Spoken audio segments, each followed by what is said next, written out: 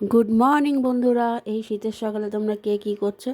আর আমি দেখো ঘুম থেকে উঠে চা খেয়ে বাসি নাইটি ছেড়েই আগে বিছনা তুলে নিয়েছি, তারপরে এবার শোকেসটা অনেক দিন ধরা হয় না, শোকেসটা ঝাড়পোছ করে নিচ্ছি, দেখতে পাবে।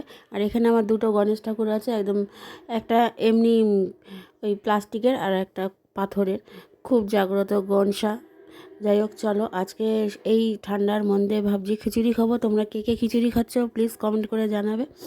আর এদিকে দেখো আয়নায় কেমন দেখা যায় আমাকে, সেটাই একটু তুলছি, কিন্তু একটুও ভালো লাগছে না দেখতে। দেখলাম কেমন একটা বিচ্ছিরি লাগছে, সবাই কি সুন্দর ছবি তোলে, ফটো ভিডিও করে, আমি পারছি না। এখন স্নান করে আসলাম, এখন বাজে তোমার একটা, আর প্রচণ্ড জল ঠান্ডা, কনকনে ঠান্ডা, বরফের মতো।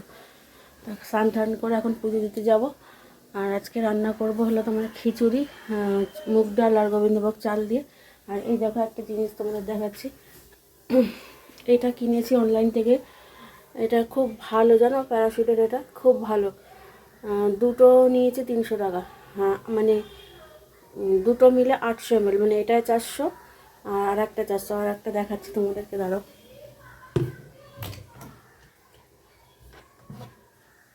এই দেখো দুটো, ধরো ব্যাক ক্যামেরা দেখায়, দুটো, এই দুটো নিয়েছে 300 টাকা। খুব ভালো এটা, তোমরা যদি কেউ ব্যবহার করো তাহলে কমেন্ট করো আমাকে।